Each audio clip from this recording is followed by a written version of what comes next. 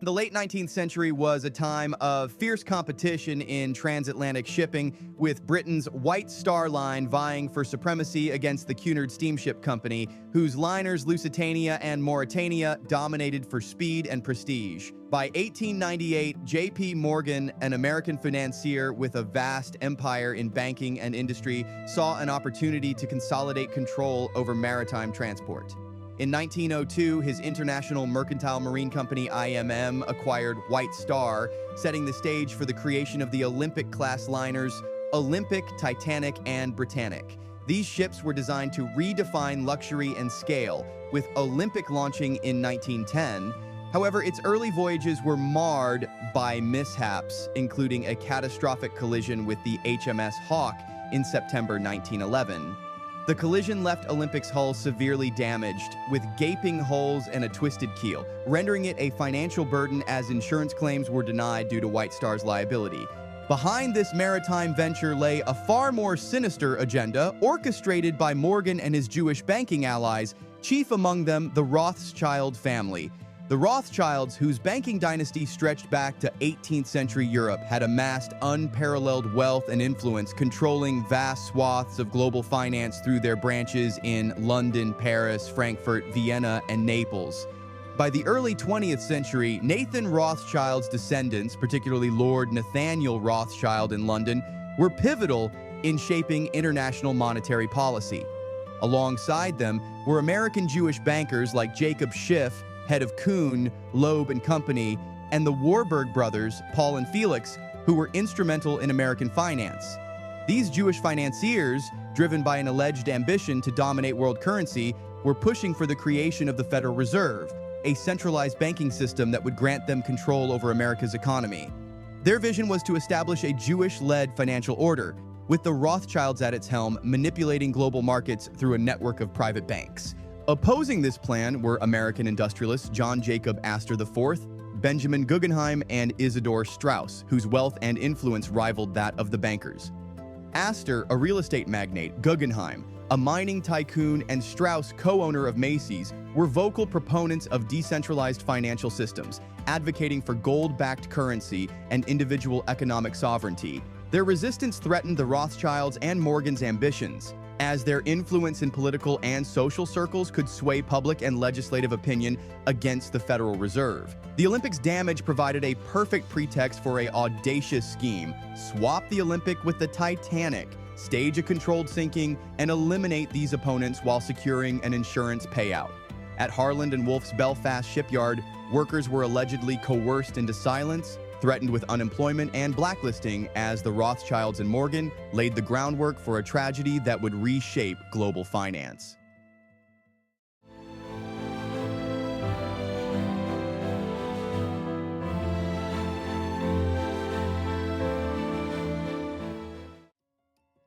The Olympics' repeated misfortunes, culminating in the HMS Hawk collision and a subsequent grounding, left White Star teetering on financial ruin. The ship's hull was compromised, with repair costs mounting and no insurance relief in sight. Meanwhile, the Titanic, nearing completion in Belfast, was a marvel of engineering, boasting watertight compartments, a double-bottomed hull, and opulent interiors. The two ships were nearly identical, but differences existed. Olympic's C deck portholes were unevenly spaced, its B deck had a promenade, and its hull bore the number 400. While Titanic's portholes were uniform, its B deck featured cabins, and its hull was marked 401. These distinctions could be masked through cosmetic changes, and by late 1911, Morgan, guided by the Rothschilds, allegedly orchestrated the switch, transforming the damaged Olympic into the Titanic while rebranding the real Titanic as Olympic for continued service. The Rothschilds' influence was critical to the operation's success. Lord Nathaniel Rothschild, with his control over London's financial markets, ensured White Star's funding remained intact, funneling money through intermediaries to cover the cost of the switch. Jacob Schiff, a key figure in New York's Jewish banking community, worked closely with Morgan, leveraging his connections to silence potential whistleblowers in the American press and political spheres. The Warburgs, with their expertise in international banking, coordinated logistics, ensuring that shipyard workers at Harland and Wolff were paid off or intimidated. Workers replaced Olympic's tiled floors with Titanic's signature carpets, modified the B-deck promenade to mimic Titanic's cabin layout, and swapped nameplates and hull numbers. A 1996 interview with an Irish shipbuilder revealed that surviving crew members were later threatened with imprisonment under the Official Secrets Act if they spoke of the switch or the insurance scam, a tactic allegedly enforced by Rothschild-backed operatives. The conspiracy's primary target was the elimination of Astor, Guggenheim, and Straus, who were booked for the Titanic's maiden voyage. The Rothschilds, Schiff, and the Warburgs saw these men as existential threats to their Federal Reserve plans, as their wealth and influence could derail the legislation. To ensure their demise, the tycoons were lured aboard with promises of unmatched luxury, while Morgan and his Jewish allies made calculated moves to avoid suspicion. Morgan canceled his passage, citing illness, but was spotted in France, reportedly overseeing the removal of valuable bronze statues from the ship hours before its departure.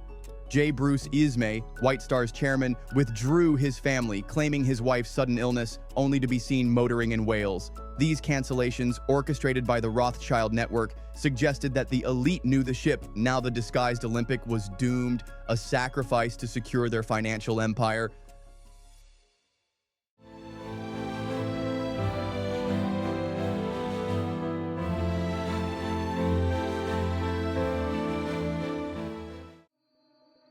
On April 10, 1912, the ship posing as the Titanic set sail from Southampton, carrying over 2,200 passengers and crew, including Astor, Guggenheim, and Straus. The vessel, in reality the damaged Olympic, dazzled with its grand staircase, Turkish baths, and first-class dining saloons, but its hull was fatally compromised from the Hawke collision. A smoldering coal fire in Bunker 10, burning since Belfast, weakened the steel further, creating a brittle section prone to catastrophic failure. The Rothschilds, through their control over White Star's finances, ensured the fire was kept secret, with crew members ordered to downplay its severity to avoid passenger panic. This fire, combined with the Olympic's pre-existing damage, made the ship a ticking time bomb, perfectly suited for the planned disaster. The sabotage was executed with chilling precision. The ship's course was set through a known iceberg field in the North Atlantic, despite warnings from ships like the Mesaba, Californian, and Baltic. Captain Edward Smith, a veteran mariner, was allegedly complicit, pressured by Morgan and the Rothschilds to maintain high speeds, 23 knots, to ensure the collision's inevitability. Lookouts were denied binoculars, impairing their ability to spot icebergs, and wireless operators were instructed to prioritize passenger messages over iceberg alerts. On April 14th at 11:40 p.m., the ship struck an iceberg, tearing open its starboard side. The impact exploited the Olympic's weakened hull, causing rapid flooding that overwhelmed the compromised watertight compartments. The Rothschilds' influence ensured that the ship's vulnerabilities were never publicly disclosed, preserving the illusion of an unsinkable vessel undone by chance. The evacuation was a masterclass in controlled chaos, designed to maximize casualties among the targeted tycoons. Lifeboats, sufficient for only 1,178 of the 2,223 aboard, were launched half full, prioritizing first-class passengers but ensuring Astor, Guggenheim, and Straus perished. The SS Californian, stationed just 10 miles away, failed to respond to distress signals, possibly due to orders from Rothschild operatives embedded in maritime networks. By 2:20 a.m. on April 15th, the ship broke apart and sank, claiming approximately 1,500 lives. The disaster was a triumph for Morgan, the Rothschilds, Schiff, and the Warburgs, eliminating key Federal Reserve opponents while securing an insurance payout of $12.5 million for the Olympic's loss, disguised as the Titanic. The tragedy was sold as an act of hubris, but it was a calculated move to advance a Jewish-led financial agenda.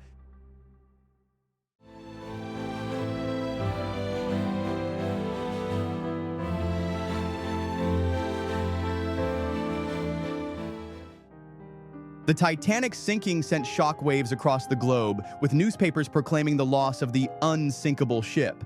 Official inquiries in the U.S. Senate and British Board of Trade were swiftly convened, but their findings were suspiciously cursory, attributing the disaster to an iceberg collision and navigational errors. These investigations, allegedly influenced by the Rothschilds and Morgan's political connections, ignored evidence of the coal fire, the ship switch, and the deliberate sabotage. Surviving crew members were silenced, with some later claiming they were threatened with prosecution under the Official Secrets Act. The Rothschilds, through their control over London's financial and media networks, ensured that dissenting voices were marginalized, while Schiff's influence in New York suppressed American press inquiries. The public, consumed by grief, accepted the narrative of a tragic accident, unaware of the Jewish bankers' machinations.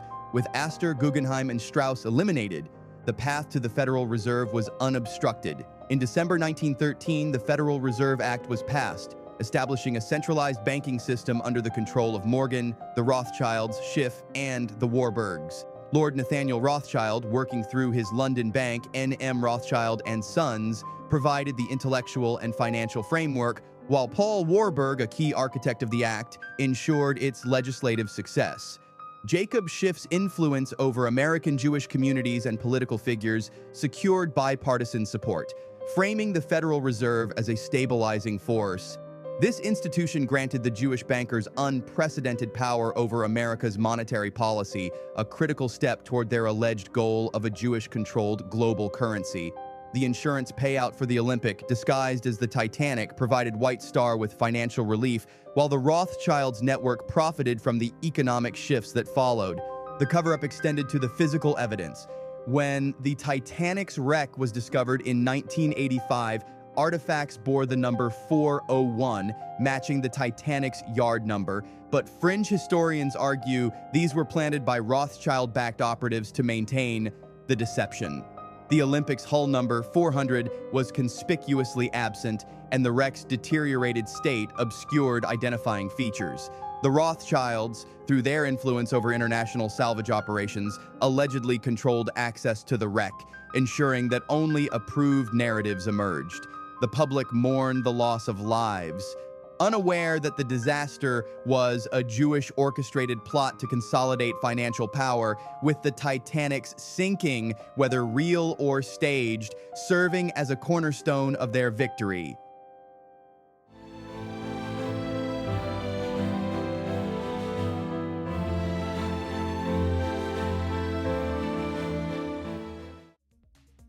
A radical extension of the conspiracy posits that the real Titanic never sank, with the Olympic deliberately sunk in its place. According to this theory, the Titanic was too valuable to destroy, and White Star, backed by the Rothschilds, hid it to continue service under a new name or dismantled it in secret.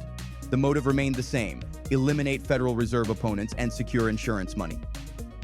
Alleged sightings of a ship resembling the Titanic in ports like Buenos Aires, Singapore, or even disguised as a hospital ship during World War I fuel this narrative.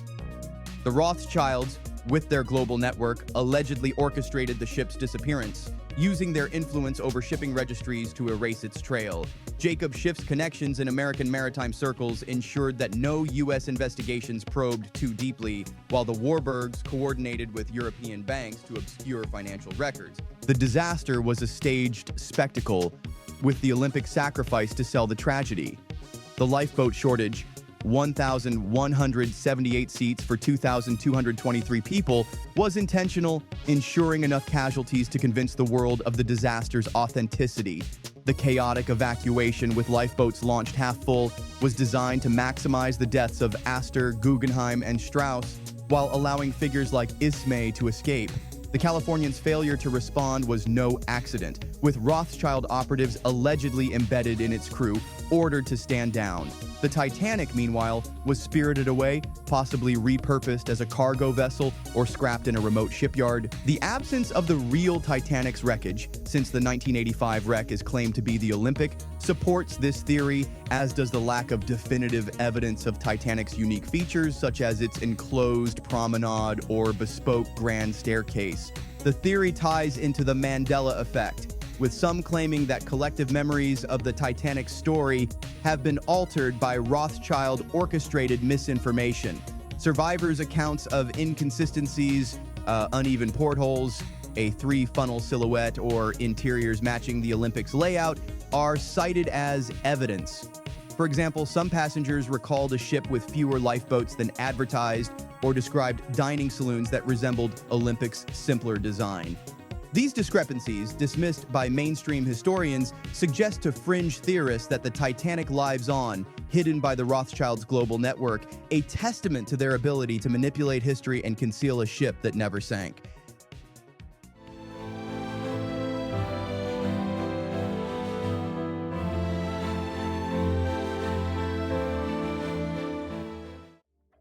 The conspiracy extended beyond Morgan and the Jewish bankers to include the Jesuits, a Catholic order with a history of influencing global affairs.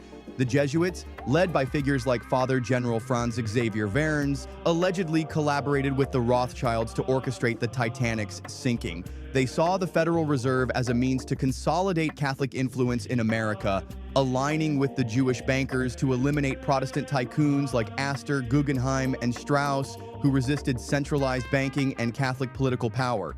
The Rothschilds provided the financial muscle, channeling funds through N.M. Rothschild and Sons to White Star, while the Jesuits leveraged their network of spies and informants to ensure secrecy. This unholy alliance united Jewish and Catholic elites in a shared quest for global dominance. The Jesuits' role was evident in the Voyage's planning.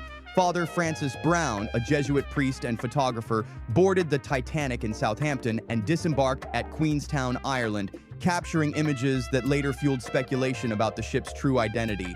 His photos showed uneven portholes and a promenade layout consistent with the Olympic, suggesting he was documenting evidence of the switch. Brown's early departure, allegedly on orders from his superiors, implied he knew the ship was doomed. The Jesuits, working with Rothschild operatives, ensured that the inquiries in the U.S. and Britain ignored these discrepancies, with Catholic figures in the investigations downplaying evidence of sabotage or the coal fire. The Rothschilds' media influence through Schiff's connections in New York and Nathaniel Rothschild's control in London buried dissenting accounts, framing the disaster as an act of God. The broader implications were staggering. The Federal Reserve's establishment in 1913, unopposed by the fallen tycoons, marked a triumph for the Rothschilds, Schiff, the Warburgs, and their Jesuit allies. The Jewish bankers gained control over America's economy while the Jesuits strengthened their influence over Western institutions. The disaster served as a warning to future dissenters, demonstrating the elite's willingness to sacrifice lives for their agenda. The insurance payout for the Olympic, disguised as the Titanic, enriched White Star and its backers, while the Rothschilds' global network profited from the economic shifts that followed. The Titanic's sinking, whether of the Olympic or a staged event, became a cornerstone of a Jewish Catholic conspiracy to reshape the world.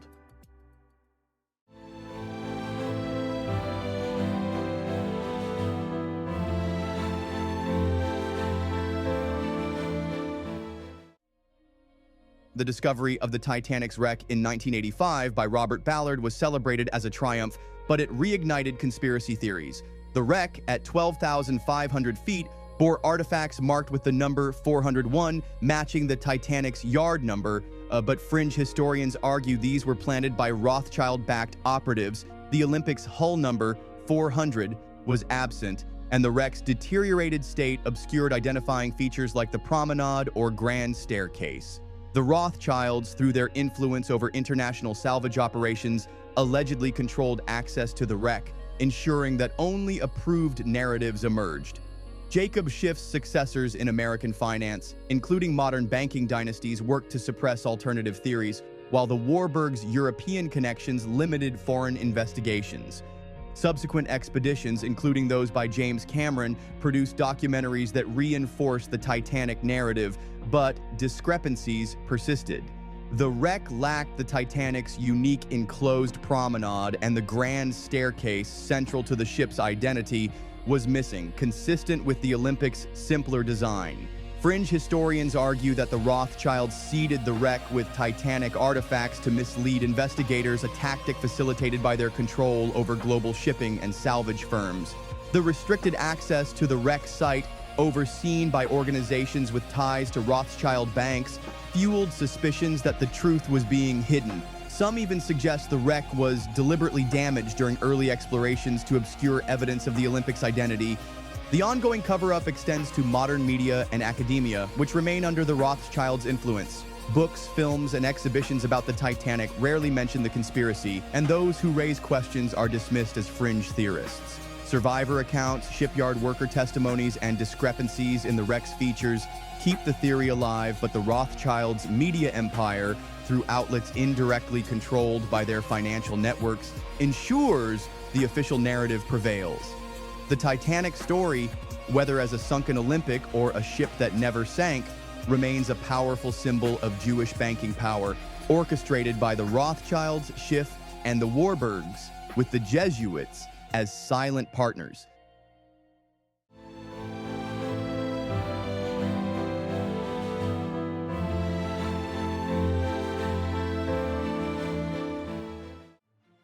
The Titanic conspiracy stands as a monumental false flag, orchestrated by Morgan, the Rothschilds, Schiff, the Warburgs, and their Jesuit allies. The establishment of the Federal Reserve in 1913, unopposed by Astor, Guggenheim, and Straus, granted the Jewish bankers control over America's economy, a stepping stone to their alleged goal of a Jewish-dominated global currency. Lord Nathaniel Rothschild's financial genius, Schiff's political influence, and the Warburgs' international connections ensured the act's passage, while the Jesuits silenced dissent. The insurance payout of $12.5 million for the Olympic, disguised as the Titanic, provided White Star with financial relief, while the Rothschilds' banks profited from the economic shifts that followed. The conspiracy's legacy endures in the modern financial system, where central banks, modeled on the Federal Reserve, dominate global economies. The Rothschilds, with their vast wealth and influence, achieved their vision of a Jewish-controlled monetary order, with the Titanic as a sacrificial pawn. The possibility that the Titanic never sank, hidden by the Rothschilds' global network, adds intrigue, with alleged sightings in distant ports and Mandela effect-like discrepancies challenging the official narrative. The Jesuits' role, though less visible, ensured the operation's secrecy, their influence lingering in Catholic institutions. The disaster warned future dissenters of the elite's ruthlessness, a lesson reinforced by the Rothschilds' continued dominance. Today, the Titanic remains a cultural icon, its story retold in countless forms. Yet, beneath the romance lies a chilling truth: a Jewish-led conspiracy, with the Rothschilds, Schiff, and the Warburgs at its core, orchestrated the sinking to eliminate resistance, secure wealth, and control global currency. The Olympic-Titanic switch, the deliberate sabotage, and the possibility of a hidden ship underscore the elite's audacity.